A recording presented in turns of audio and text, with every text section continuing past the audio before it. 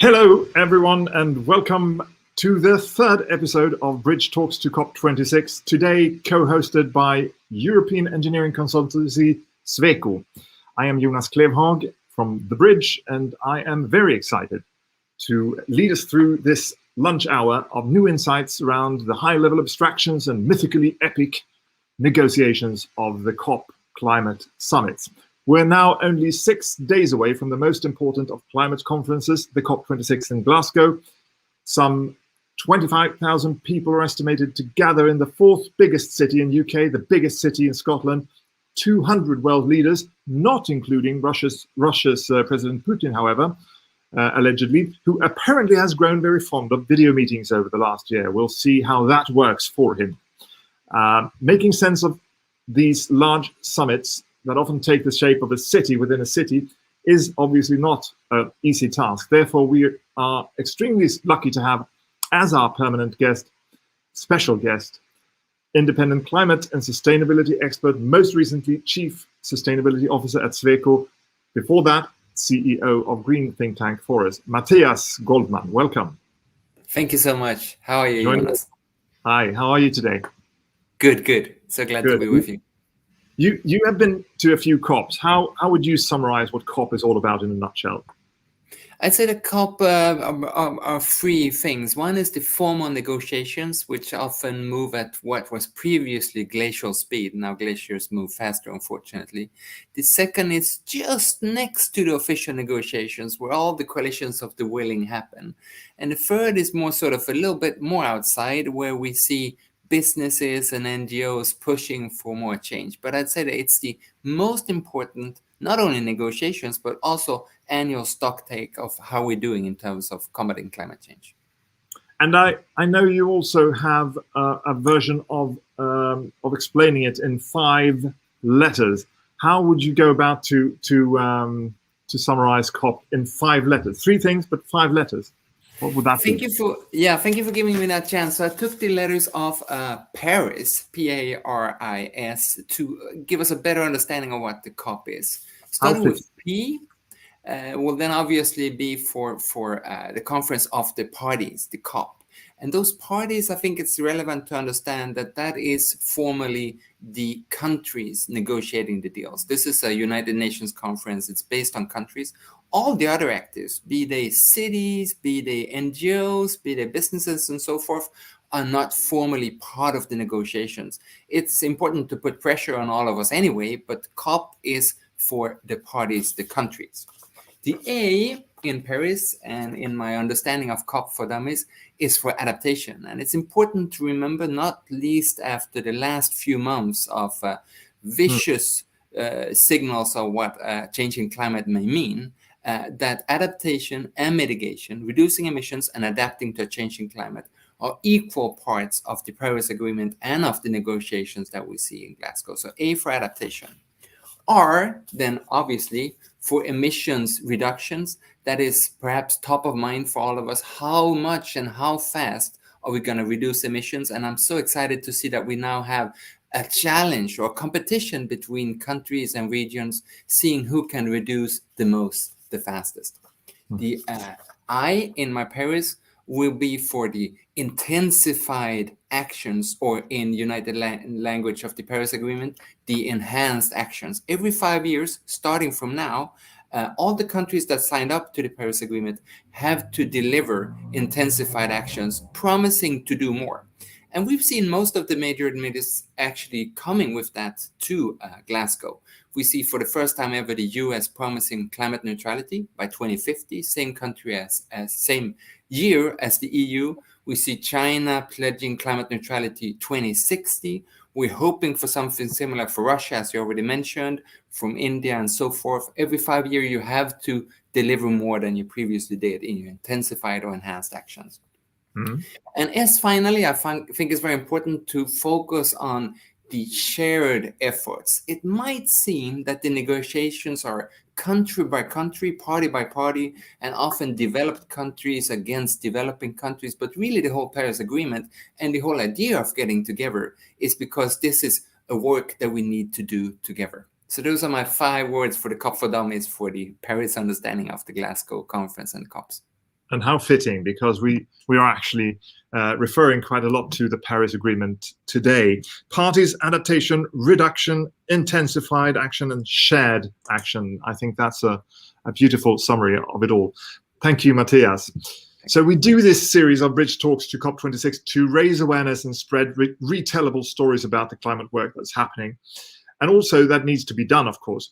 So far in this series, we've talked about forestry's role in climate work, and also the construction industries, how they take their responsibility. Mattias, what are your 2 takeaways from these episodes? Well, I'm so glad that they're out there for those of us who want to rewatch them, like myself, or those of us who didn't have the chance to do it in the first round. But what I really take away here from both of them is that we have a strong business pressure to do more. We have a strong understanding how we not only can, but all need to be part of the solution. And it's also much more than just a few years ago, how it can really be business critical and really help business to be a leader in combating climate change. That is mostly on mitigation, not so much as yet on adaptation, I believe. But when we talked about forestry in one of the previous episodes, we clearly had the adaptation part of the climate agreement there as well. Good. Well, thank you. And today's episode partner is Sweco, represented by their Chief Sustainability Officer, their new Chief Sustainability Officer, Andreas Gyllenhammar. Welcome. Thank you so much. The new and the old. I was actually before Mattias, and then he made 2 successful years, but now I'm back at the ship. The ubiquitous Chief Sustainability Officer then. That's right. Why is Sweco a long-time supporter of the events at COP, would you say? Well, we've been participating in COP meetings since before it was really cool to be a business representative. I remember my first COP in Copenhagen 2009, and the environmental organizations then had a very skeptical view on business engagement at those meetings. For me, it was apparent that we needed to be present to listen, to comment, and more to contribute to global climate action and agreements. And you can see on this picture where we have been interacting in industry days, talking about as experts on industrial symbiosis, and also interacting with the delegations and the parliaments, European Parliament down there, where they were questioning the business side on what we thought was needed in order to deliver on the climate goals. So there's a lot of stakes there for business. But also as experts, I get a lot of value from analyzing the negotiations to try to foresee what we need to do to deliver value to our clients, but also to society in the end. Excellent. Thank you so much. And that brings the relevance to today's show as well. Assuming you've been to a few COP summits, Andreas, have you? Yes. Yeah. Which would be your favorite one that you have attended, and why? I think the best experience is to be into many, because then you get the long-term perspective on how things are changing. But if I would have to pick one, I would take the COP21 in Paris. I mean, the decisiveness of the French presidency, it was very well planned. The focus was shifted then from national interest to global commitment, and it was very high pressure, but without the panic that was in Copenhagen, for example. So I think the most important result in Paris was that there was a big global signal sent out to everyone that we are transitioning to a fossil-free future. I'm putting down one vote for Paris then.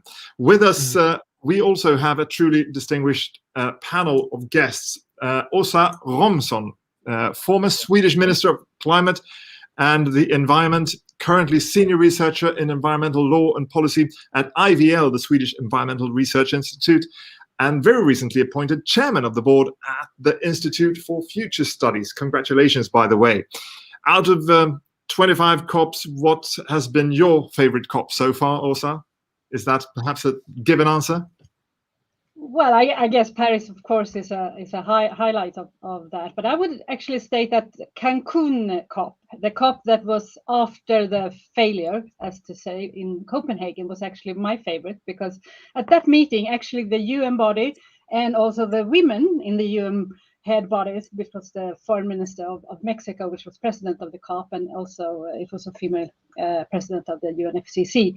They actually grabbed that conference in Cancun and kind of said that, okay, it was a failure in Copenhagen, let's do something and state that climate change is an issue truly in the hand of the global negotiation capabilities. So I think that actually, when I'm looking back, was a really tremendous important occasion at COP.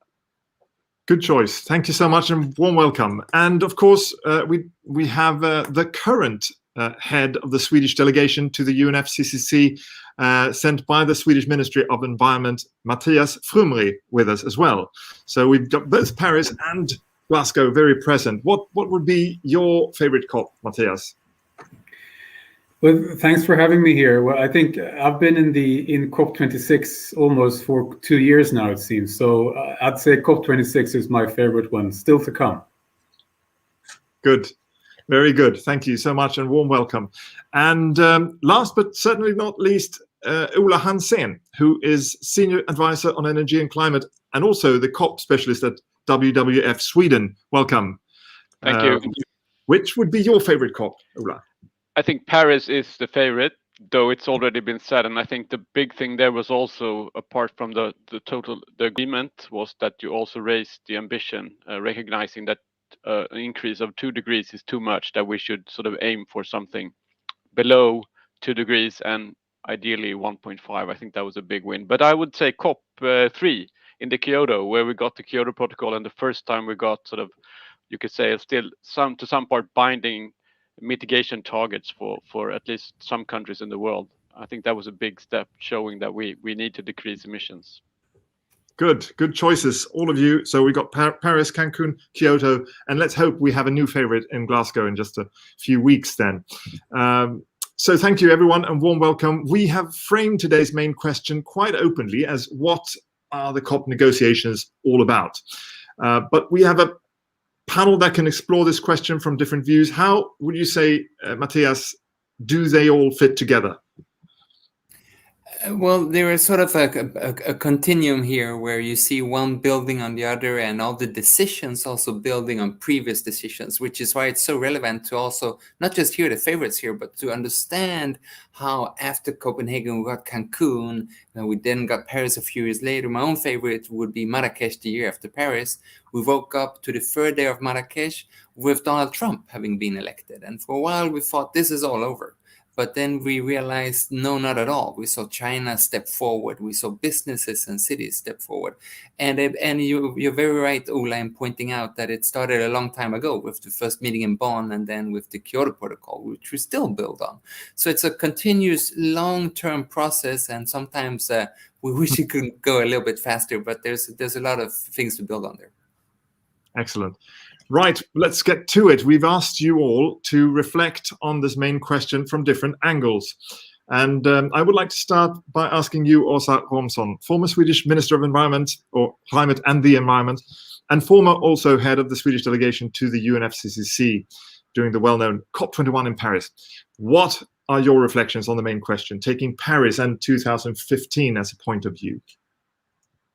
Well, I think it's important to recognize, as Mattias truly found out in the beginning, this is a negotiation by states. But I would say that recognizing the COP meetings in the UNFCCC with the climate issue is actually the point where you're meeting the truly global discussion. What is the global issue on climate change? And after Paris, it was really stuck that you need to have a balance between those countries that really need to work all their ass out of mitigation together with all the countries that for most everyday life they actually stuck with the adaptation issue. So you have the mitigation connected to the adaptation issue, and I think that's during the years after Paris all been even clearer. And to that you have a third bone in the mix here, and that is the capacity building or the money.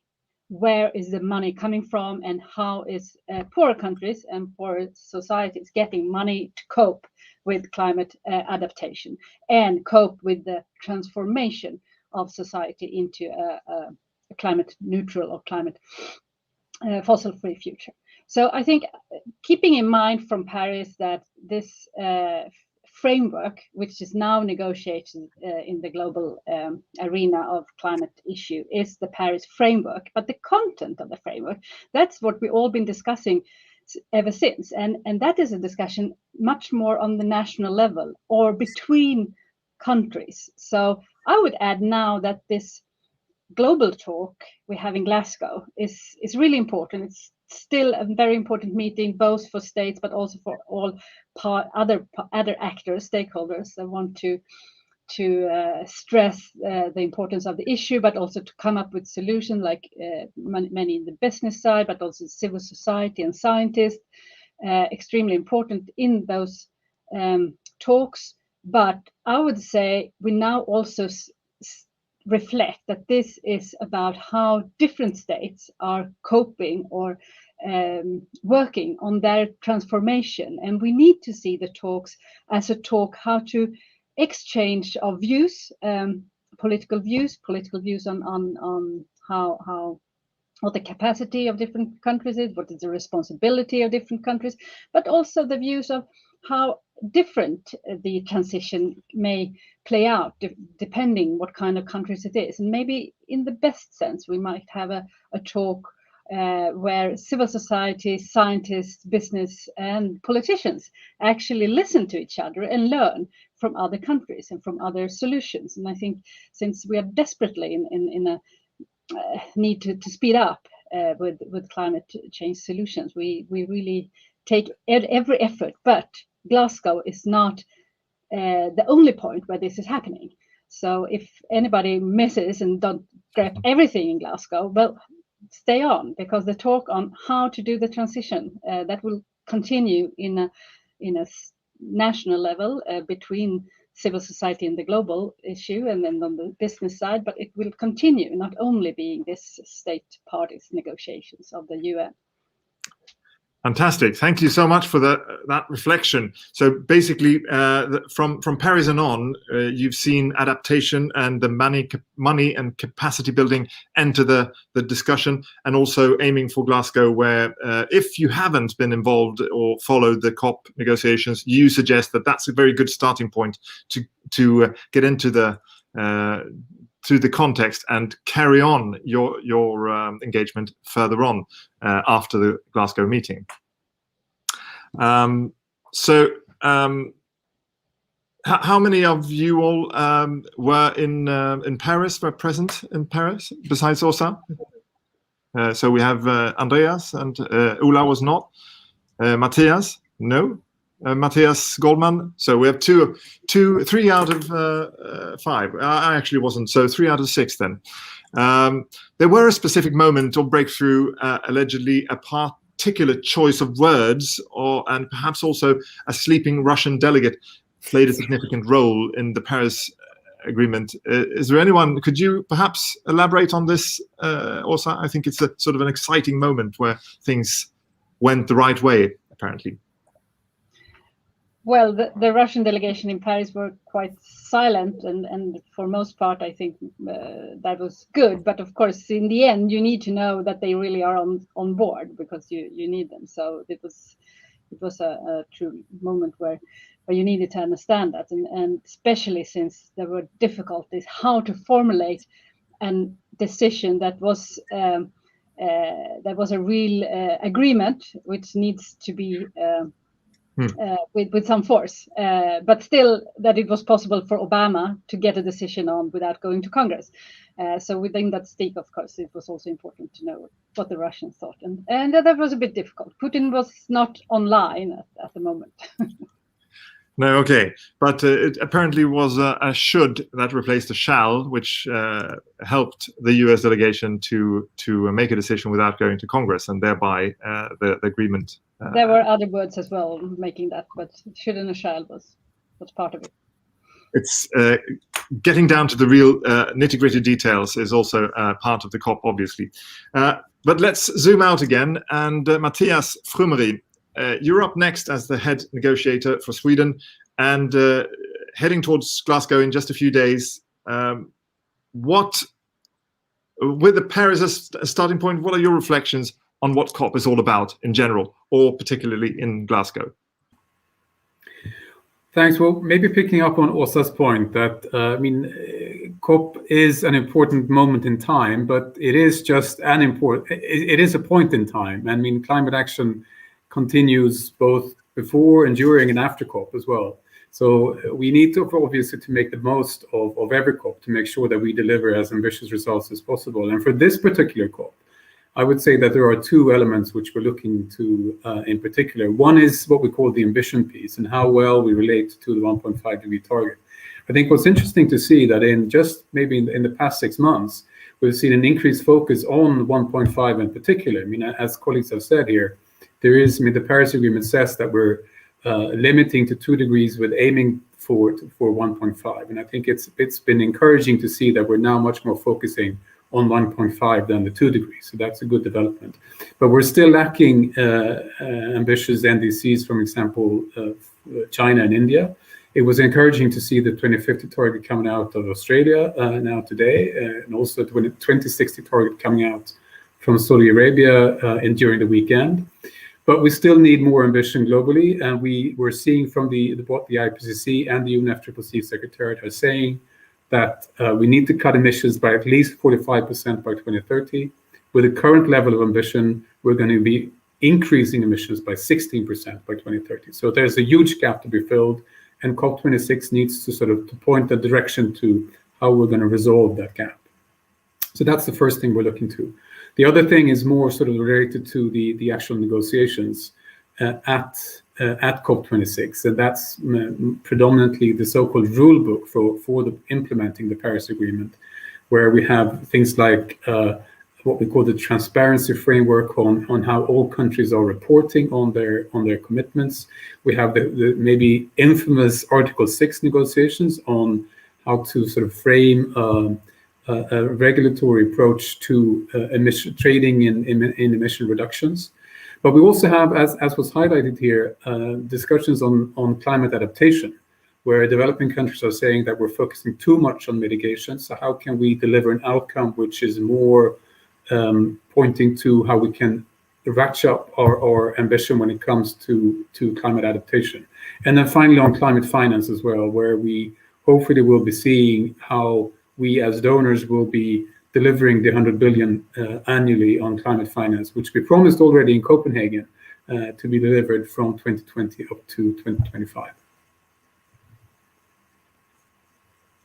Well, thank you, Mattias. So I take it that the focus is actually quite a lot on bringing everyone on board, and both by agreeing on a rule book, but also making sure that the rules are actually ensuring a just transition, and that there are appropriate funds to implement it.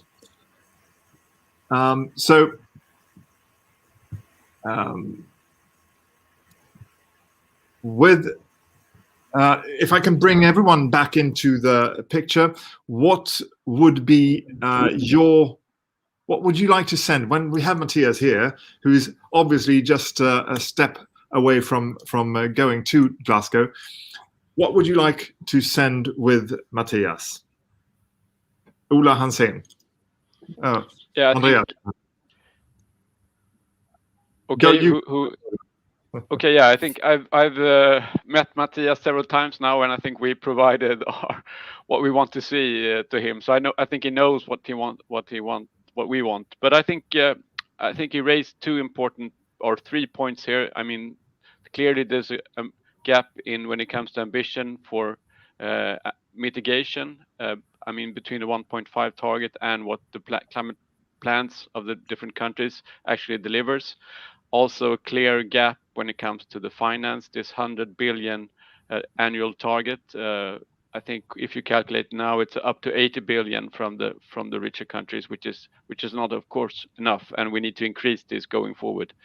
And also adaptation needs to be highlighted, especially for the vulnerable countries. There needs to be a larger part of the public finance going directly to adaptation measures, since these countries already are meeting these challenges. Great. And Andreas, you were waving as well. What would you like to send with Sure. any- No. I think climate finance is very important, but we also see that the investors are there now. The money is coming already, so that might be solved without negotiations actually going to happen. But I think the question of just transition is what really can stop the momentum that goes on in the climate action now. And even in Sweden, for example, if we don't really, it's not a matter of engineering, pulling the engineering strings to solve the climate action now. It's actually to get all people on board and not be frightened now when energy prices are skyrocketing. We really need to push on for climate, but still solve that everyone feels aboard. And also, would you have any particular inside tips on how to address or approach the COP summit this year for Mattias? Well, I think what is a good hand is to be in the with people with diplomatic skills, knowing that as I said, all countries come with and all governments come with their particular problems in their face, and as Andreas pointed out rightly, I think the energy. I mean, how to empower politicians to sell in the climate friendly future, not being scary to people now seeing how energy sector is transforming and might find it difficult in some parts of it. So I think actually that is to listen and to try to assemble solutions and friendship. That is something that you need, friendship and big ears and diplomatic skills. So good luck with that, Mattias. But I know you are very skillful at the ministry and gathering your skills also with the foreign departments. I think that was a major step forward from Paris and onwards, that we need to be a coherent force from governments. Climate change is not only for the environmental ministries. This is for finance. This is for head of states. This is for how development is shaping. Good tips, I'd say, and if I might add, I think actually Mattias looks very friendly as well. So having an easy way to make new friends, which seems to be a good tip from the Paris Agreement. Good learning. So thank you so much for sharing your reflections. We are moving on to we've now heard about the Paris starting point, and we've aimed for the Glasgow to come. Let's focus a bit on the other players that are present at the COP usually, and we will now take the perspective of the NGOs on how they play a role at the COP. Ola Hansén, Senior Advisor on Energy and Climate at the WWF Sweden. What is your reflection on what COP is all about for you? I think for us, it's sort of the end of a long effort. We plan several years in advance, and it's really the road up to the meeting that is as important or even more important than the actual meeting. If we start with the ambition for mitigation, emission reductions, I mean, these plans, it's the 5-year period from the Paris Agreement, and the plans it was now time for them to be updated. Of course, we have not seen yet the plans from China and India, as Mattias mentioned here, and it's something we would have liked to have seen. India will not be delivered, but maybe there is still a chance to get China's plan there, and that's something we work with in many countries, where we sort of try to build alliances between companies, cities, and other organizations and ourselves to mobilize these non-state actors to make the politicians more brave, show examples on how they can move forward and sort of take on tougher targets and present tougher plans on the national level. So I think that's a role, and we have to mobilize momentum for greater ambition. But one role is also, of course, to hold the politicians also accountable to what the science says, but was also what they have promised before, to make sure that what they promise actually in targets, for example, is actually implemented in policies and measures, so you deliver on the plans you have presented. Another important role is we talked about this a little bit, that the vulnerable groups are especially in the poorer parts of the world, are already deeply affected by climate change. And it's important that these voices are heard. And it's difficult for these voices to be heard even at the regular, you said normal, in a COP in normal conditions. But now we have a COVID pandemic, COVID crisis ongoing. And of course, it's even more difficult for these groups to get to the COP and get their voices heard. And here, civil society and non-governmental organizations as WWF have an important role to bring these people to the meetings, but also bring their messages to the meeting. I think we have presented several expectations paper, one, the long one and the short one. And I can say, in addition to ambition here on both mitigation, finance and adaptation, I can add that we also want to see a bigger role for nature in the agreement and going forward really with the climate plans, both on adaptation but on mitigation, that the so-called nature-based solutions are crucial, both from sort of creating resilience, reducing emissions, but also to sort of fight the other important sort of environmental crisis we have, the biodiversity loss globally. So we need to find these win-win solutions that sort of help climate, but also help biodiversity going forward. Thank you, Ola. I think you made a full 360 view on the role of NGOs at the COP. So basically mobilizing stakeholders on a more, civic society in between the COPs, but also holding politicians accountable. And perhaps in your case, as WWF, taking the role and speaking for nature and bringing nature into the negotiations as a stakeholder.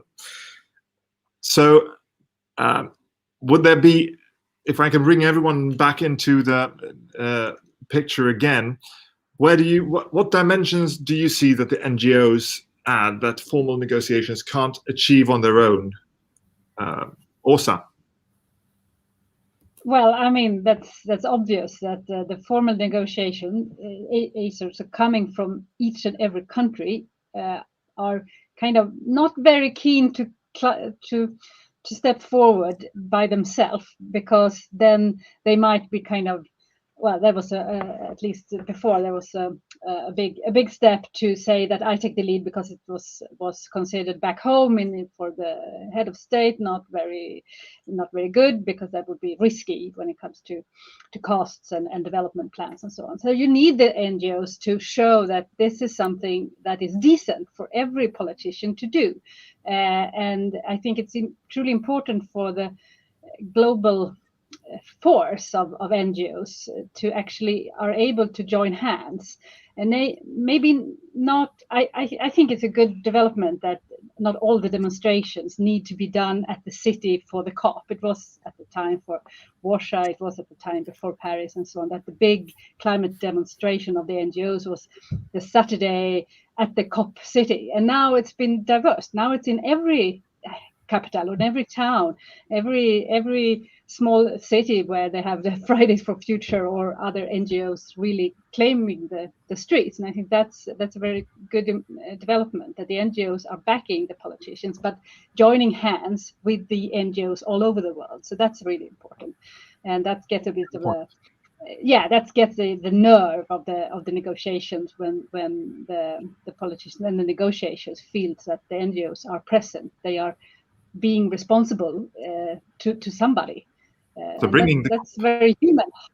That's very human. You need to feel responsibility. Okay, yes. Bringing the high-level summits to the streets all across the world. Mattias Goldmann, what do you see as unique dimensions that the NGOs bring to these summits?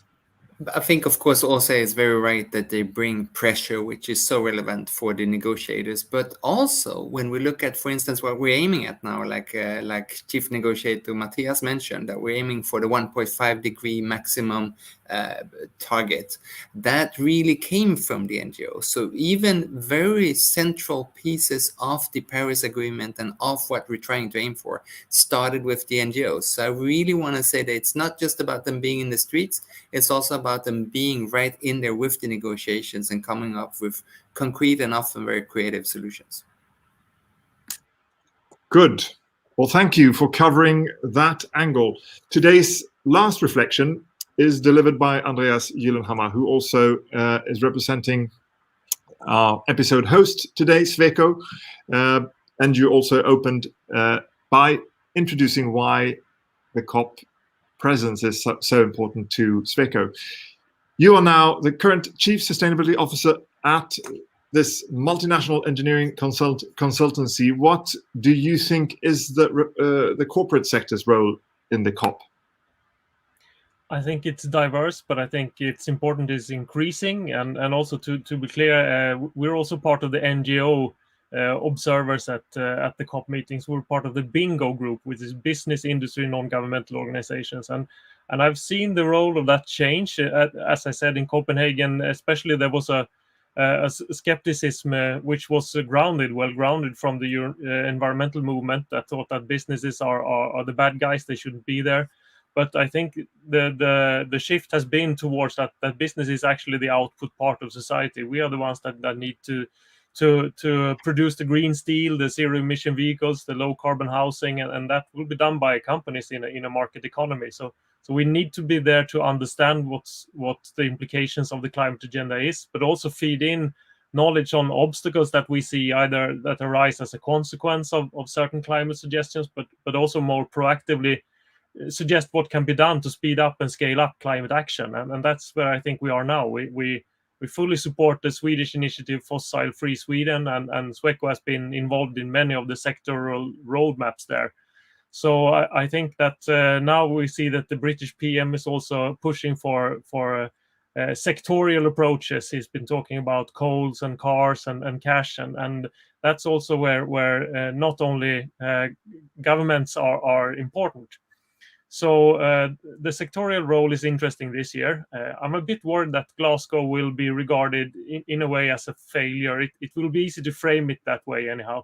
Many countries will be disappointed when it comes to climate finance, I think. It will be a mix of results, but we will also see a tsunami of examples of climate action. And I think it will be very important to focus on how to scale them up and share them and speeding up existing solutions. And that's where probably business side can play the most part.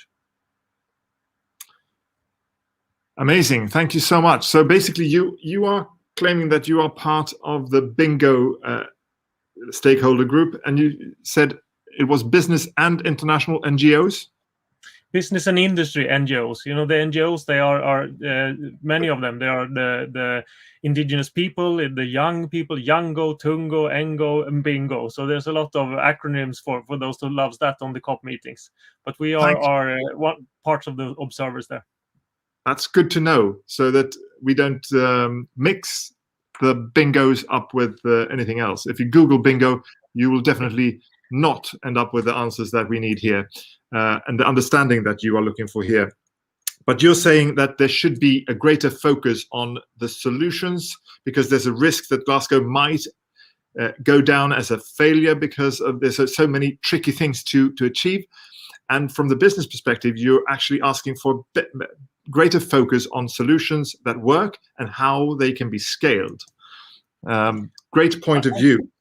I think so, because what is important now is time, and we have the solutions at table. We need to just implement them, and then there's another phase than just negotiating on what to do, but rather on how we speed up and scale up.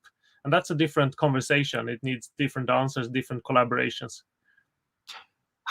If we can bring everyone back into the picture, how do you see that the private sector might play a bigger role in relation to the COP as we move forward?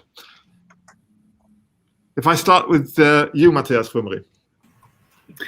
Thanks. I mean, I think it would be fair to say that what we're doing with the COPs is sort of we're setting a global regulatory framework, which then is up to all countries to implement that in their national regulatory framework. So I mean, we have, from a Swedish perspective, we have a national climate policy framework, which is then sort of setting the direction which we want to take in implementing the Paris Agreement nationally with our 2045 target and so forth.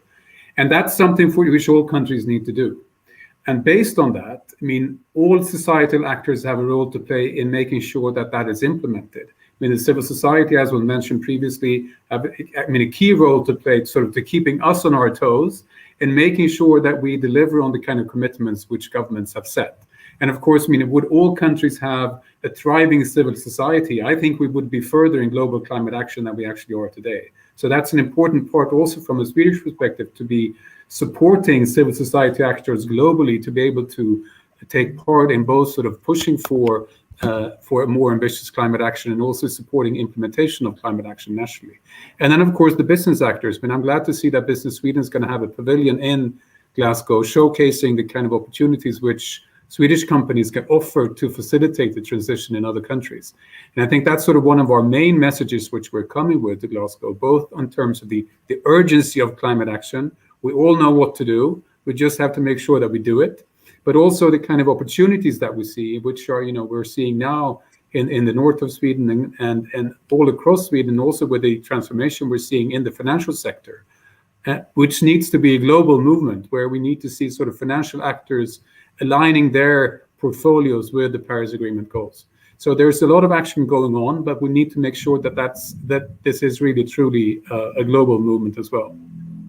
So making sure that the industry and the private sector is actually on board and pushing in the same direction, using their resources in a wise. We have a lot of good examples to show from a Swedish perspective. Ola, I think you waved as well. Did you have a comment on how the private sector might play a bigger role in relation to COP? I think one thing we're pushing for is to have some kind of formalized process where the most progressive companies, cities, financial institutions sort of have a contact point, you could say, with the actual negotiators and the lead politicians in order to make, so these progressive companies can make the politicians more brave. And I truly support that companies, cities, and financial institutions have a big role in pushing the agenda forward. And compared to other NGOs, civil societies, we have partnerships and have launched initiatives where we have these actors involved, like the Science-Based Target, for example, where a lot of cities in that initiative and companies and also financial institutions now have targets and plans aligned with the Paris Agreement. Good. Mattias, Goldmann, you also waved and had a comment. Yes, because a while ago, Andreas rightfully pointed out that a lot of what we need in terms of climate change mitigation is now starting to make business sense. Renewable energy, electric vehicles, and so forth, which means that it's fairly obvious that we're going to see much more happening on the business side. But I also want to pick up on what Asa said a while ago, how important it is to have a just transition here, because we need to understand that businesses are those that are really on the front and cutting edge of sustainability, like Sweco, which is here, but it's also oil and coal companies who are struggling to find their role in a climate-friendly society, and that's why the just transition is so wisely to bring up here. And I also fully concur with Mattias Frumerie that bringing up those examples of how businesses need not be afraid of change, but can really see the business imperative of embracing change. And I think that Sweden is really a front runner here. It's something that can really help smoothen things out at the COP26. Good point of view. Asa Romson, would you have a last comment here on how might the private sector play a bigger role in relation to COP? Well, I think it's well stated that the private sector and the business industry sector was kind of the ones stepping ahead and actually made Paris possible, because what we did see, and I think the example with the US is clear, that when Trump came into power and wanted to go out of Paris Agreement, the US business sector were not that clear. So the business sector kind of saved a lot of Paris as a good framework, and that's kind of put it into the global standard that you shouldn't be against Paris. I mean, they aligned with the G6 and with the bigger society. So I think that the problems we will have, the actors that do not want good results in these talks and in national talks and in the transition, that is both governments that still are not on board. I won't mention any, but they are kind of well connected to some of the sectors that Mattias Goldmann was mentioning. And there are some industries, of course, but it's much more diverse now that there are industries all over the place, and there is very big industry, and that sector is very important to say that we have a global economy, so they want global roles, and for that today the norm is to be with the Paris Agreement. So keep it like that is very important, and I look forward to see how the business sector is stepping forward. We all look forward how businesses and NGOs are helping the formal negotiations move forward and fulfill and take on the results of the Paris Agreement once 5 years ago. Thank you all for sharing these reflections. We have listened to 4 perspectives on what the COP, the Conference of the Parties, is all about. Meanwhile, our permanent special guest, Mattias Goldmann, you have been listening and you have dwelled and you've zoomed out. It's time for you now to share your thought from listening to this. What is the COP really all about, listening to these 4 perspectives, would you say? Well, when I take in the perspectives of Asa, who was negotiating the Paris Agreement, and really at the point where businesses were no longer opposed, but rather pro a global climate agreement. And now Mattias, who so clearly brings up business as an important player, and all of us focusing on how important the NGOs have been and will continue to be, both by bringing pressure, but also by coming up with solutions. It's interesting to see that the different perspectives we have around this virtual table today are not at loggerheads or are not coming with very different opinions, but are really coming with different parts and different pieces of the very same puzzle. And I think it's time for a reality check here to realize that that is not always the case. It was important to hear from Asa, not least, that some countries are not as engaged as we are here in Sweden in terms of finding a solution. But I'm also excited to see that most of the major players are now, starting with the US under President Biden.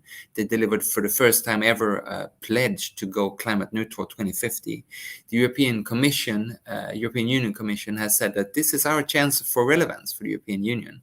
We've seen climate pledges for neutrality 2050 from South Korea, from Japan. I believe, just like Andreas mentioned, that we will see that from several of the other large emitters as well.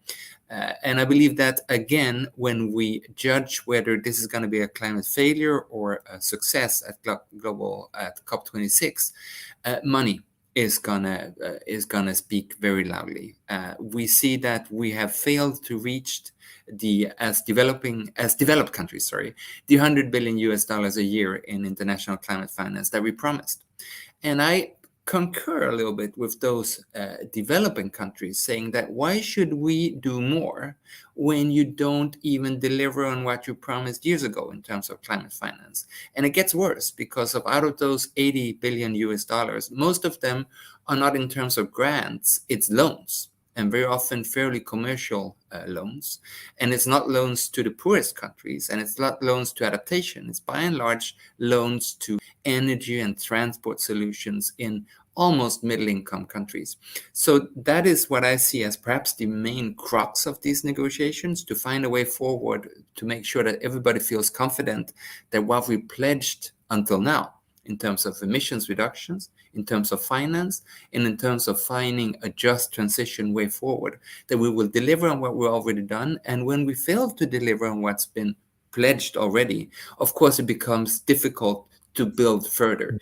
And that is why this annual COP exercise is first and foremost not a legalistic exercise, but an exercise in building trust. And that is what I hope we can do at COP26. Trust and money and all parties involved. I think that is a takeaway that is a good starting point for the Glasgow negotiations. Thank you, Mattias. And before we end, I've asked all of you to share your best tip on who or what to keep an eye on during the COP days in Glasgow. An important decision to be made, an interesting person that might surprise us, or celebrity spotting tips. Asa Romson, would you start by sharing your tip on what to follow, who and what to follow? No, I think you could easily, follow this also a bit of a distance. You don't need to go to Glasgow to feel that you could easily grasp knowledge from the negotiations. And what I'm most curious to, and what I will be looking after, maybe not during the days, but a bit after them as well, when it comes to the notes and the decisions, will be how the discussion on how different countries actually explain what they are going to do, how they will implement those plans. Because as I think Ola Hansen, you mentioned it very, very good, that it's not all about setting targets and having plans and be coming as a country saying that, oh, we have this amazing plan to do. It's also about now, it starts to be about actually sharing with other states and sharing, of course, with other stakeholders, how these plans actually are going to be implemented. So to look at the exchange of ideas of how to implement truly difficult plans, because there's a transition going on, and we need to be clear that could be quite a challenge for countries, and therefore we need the dialogue. And in that dialogue, I think this how to implement plans, that's the most tricky issue. Good. So to keep an eye on different countries and compare them and how they explain their both NDCs and how they implement things and how the approach is. Which is the review process. That is where to look, I should say. Maybe. Mattias Frumerie, would you be the person that we should follow, or do you have tips for other people or other things to follow during the COP days in Glasgow? I think there's plenty more to follow than to just what I'm doing. No, I would actually take the liberty of pointing to two issues. The first would be the Leaders Summit, which is on the 1st and 2nd of November, and which I hopefully will be capturing what Asa was pointing to, namely how countries themselves are actually putting their plans into practice. How are countries living up to their commitments that they've been making? So that's sort of one part to look at. But also towards the other end of the summit, what's coming out in the final days, and especially how COP26 will point to how we will be closing the ambition gap, and what kind of sort of cycle or process we'll be seeing for the years to come in order for us to make sure that we deliver on 1.5. Good. So second week or leadership summit, and then the final days to make sure that you get the outcomes clear and crisp when you've attended or followed the COP26 days. Thank you, Mattias Frumerie. Next, Ola Hansen, what do you suggest that we follow? Who do you suggest we follow?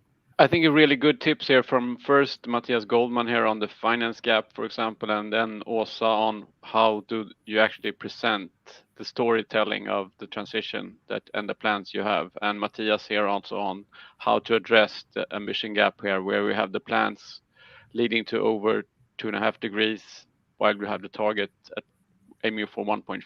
I think that's really good. I will be looking for China's plan, if it will come or not. I mean, we have these statements, but we don't have the plan yet.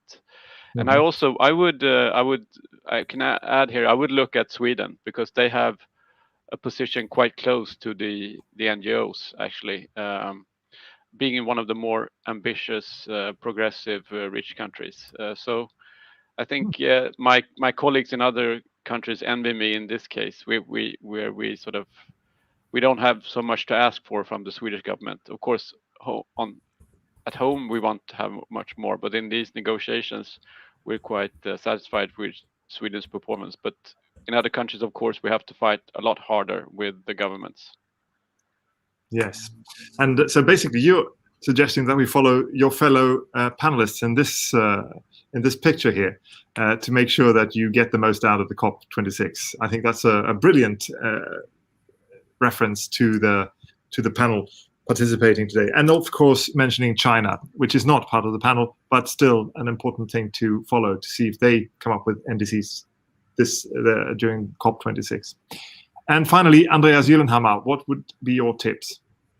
My tips would be try to look beyond the mess, the fuss. There's a lot of turmoil during the COPs. Try to spot good examples, share them, use them. they will be useful no matter the outcome of the negotiations. Use it like a Swedish smörgåsbord there, or like Almedalen sort of, and nurture the positive things that you get out of it. And there's a lot of celebrities that's going to be there. I look more forward to meeting people working with climate action all around the world and being able to discuss with them. Good. Great examples. We've got the different countries and storytelling of how they are proposing the transition, the Leaders Summit, and the final days of the COP26, the China plan, and looking for good examples to scale. Excellent tips. And I think we are now not anymore dummies around this context of COP, but smarties, hopefully. With that, I would like to thank our panel for joining us today. Asa Romson, former Minister of Environment, Climate and the Environment, Chief Negotiator to the COP, and today a Senior Researcher at the IVL, Swedish Research Institute, Environmental Research Institute. Mattias Frumerie, Head of the Swedish Delegation to the UNFCCC on COP26 Glasgow, and Ola Hansén, Senior Advisor on Energy and Climate to WWF Sweden. And of course, Mattias Goldmann, our permanent special guest. Our next episode is already on Thursday, actually, and then we're going to talk about how the COP negotiations will affect cities and regions and how they, in turn, can contribute. Trelleborg Municipality is the episode partner, and they are joined by the World Resources Institute, the ICLE, and a member of the Swedish Parliament. So tune in for that. That is all for today. Thank you for watching. See you on Thursday.